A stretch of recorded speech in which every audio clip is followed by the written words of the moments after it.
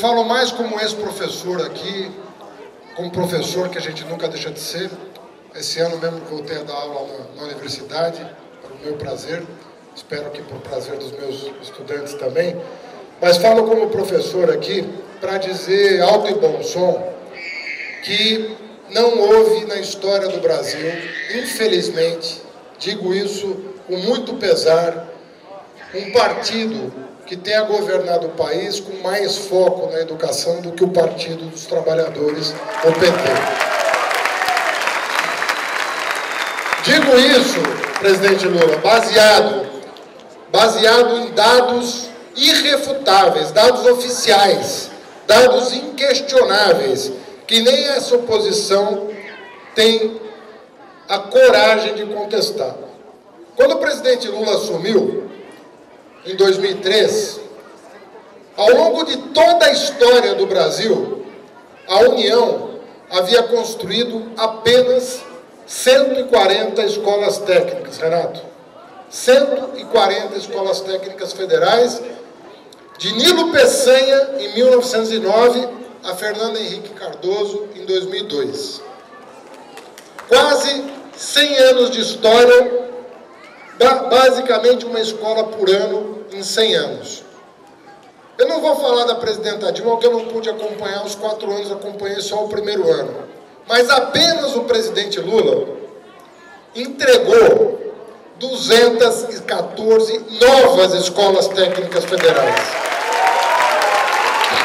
Eu estou falando de um presidente que fez uma vez e meia o que todos os seus antecessores tinham feito pela educação profissional de nível federal. Quando nós assumimos, Wellington, nós tínhamos no Brasil 126 campos universitários que ofereciam 113 mil vagas, 113 mil vagas apenas, para todos os estudantes brasileiros concluintes do ensino médio. O presidente Lula termina o seu mandato com mais de 250 mil vagas nas universidades federais, distribuídos em 250 campos universitários. Só que nós não simplesmente mais do que dobramos as vagas das federais. Nós tomamos a atitude correta de, ao mais do que duplicar essas vagas, reservar 50% para os alunos da escola pública que não tinham espaço nas universidades federais. O menino fazia a escola básica pública e entrava, quando entrava, numa escola particular. E aquele que tinha posse de fazer escola básica particular aproveitava o melhor da educação, ao final, fazendo a universidade pública. Hoje, pode visitar qualquer universidade pública federal, vocês vão ver a diversidade instalada. As mulheres, os negros, os pobres, os filhos dos trabalhadores nas nossas universidades federais, em todas as nossas universidades federais, sem exceção, e com um mecanismo de ingresso muito mais democrático, porque você pode fazer na sua cidade o Enem, o novo Enem que nós criamos, e escolher onde estudar. Não precisa ser na Universidade Federal do teu estado. Se você quiser se deslocar e conhecer o teu país, você pode pelo Enem, que é o passaporte da educação superior, para o ProUni, para o FIES, para o Ciência Sem Fronteira, para o Pronatec, para o que vocês quiserem. Ele é um passaporte de emancipação da juventude. E essa juventude hoje, ela que está munida dos instrumentos para fazer a grande transformação. Porque a grande transformação, como o Heleno falou, ainda está por ser realizada. Porque a educação é um processo muito complexo. Talvez nós estejamos na presença aqui, talvez do maior educador brasileiro vivo. Paulo Freire é o nosso patrono, mas o Cortella, que é um dos maiores educadores brasileiros, sabe quão complexo é o processo de dar saltos em educação. Nós passamos, nos últimos 12 anos, demos um grande salto de acesso e qualidade, porque o Brasil também foi dos países que mais avançou em qualidade. saindo lá de trás. Temos que reconhecer o patamar em que nos encontrávamos no final do século passado. Nós estamos na lanterninha do mundo, mas nós estamos galgando degraus e degraus, a ponto de sermos reconhecidos pela própria Unesco como dos países que, no século XXI, mais avançou em educação. E o coroamento desse processo todo foi a entrega pelo presidente Lula ao Congresso Nacional do Plano Nacional de Educação. Quem enviou para o Congresso Nacional foi o presidente Lula. Mas quem teve a coragem de sancionar sem um único veto foi a nossa presidenta Dilma. Nós precisamos reconhecer o mérito da nossa presidenta, porque não houve Plano Nacional de Educação aprovado, Fátima, você que é quase uma historiadora da educação, porque é uma parlamentar que acompanha ao longo de anos a educação brasileira, estudou a matéria. Não houve um plano de educação sério nesse país que não tenha sido vetado pelo presidente naquilo justamente que ele tinha de mais avançado. Tá certo? Quando os tucanos governavam, o Congresso aprovou 7% do PIB para a educação. E o presidente, à época, vetou. Quando nós governamos, nós não aprovamos 7, nós aprovamos 10 e nós sancionamos o plano.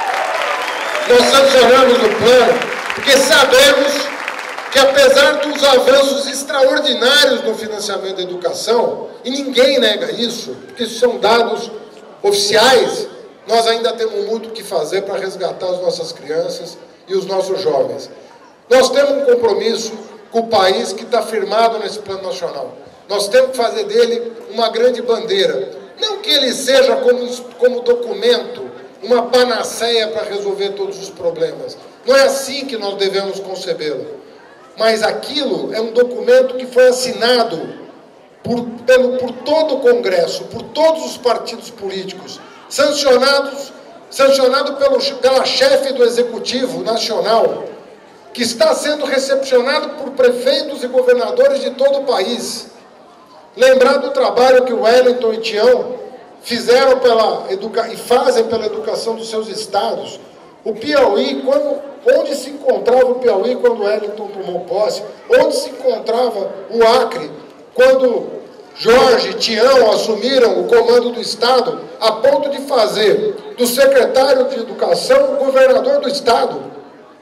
Ou seja, a diferença que esse pessoal está fazendo no município, na escola, nos estados e no governo federal. Nós não podemos abdicar dessas conquistas. E o Plano Nacional tem que ser um instrumento de mobilização. Ele é fruto da mobilização. Ele é o resultado de 4 conferências nacionais. Só foi ao Congresso depois de 4 conferências nacionais. Ele que foi o resultado da mobilização, agora tem que ser o instrumento da mobilização, de manter essa chama da educação viva até que a última criança brasileira, que o último adulto brasileiro, que o último idoso brasileiro esteja plenamente educado. E quando eu digo educado, não é simplesmente dominando o português, que é importante, dominando a matemática, que é importante, mas é mais do que isso. Educado plenamente é tendo o pleno exercício da cidadania. É ser um cidadão que exerce plenamente a cidadania. E esse cidadão que exerce plenamente a cidadania é um cidadão de tipo novo. Porque é um cidadão que vai se horrorizar quando uma pessoa pegar uma espingarda de chumbo e atacar as pernas de um haitiano, alegando que ele está roubando emprego no Brasil, quando esse país foi forjado por gente que escolheu o Brasil para morar, migrantes e imigrantes. É um cidadão que vai se revoltar quando vê uma violência homofóbica na rua, que vai se revoltar contra um agressor covarde das mulheres, que vai se insurgir contra quem tenta violar as regras democráticas do Brasil. Esse cidadão, ele domina mais do que as 4 operações. Ele lê mais do que um texto simples ou sofisticado. Ele é um cidadão que goza dos plenos direitos e que vai à rua para manter a chama da transformação. É um cidadão que, num certo sentido, vai colher o melhor do nosso partido. Um partido que nunca baixou a cabeça, que nunca abriu mão da luta pela transformação do país. Muito boa noite, muito obrigado.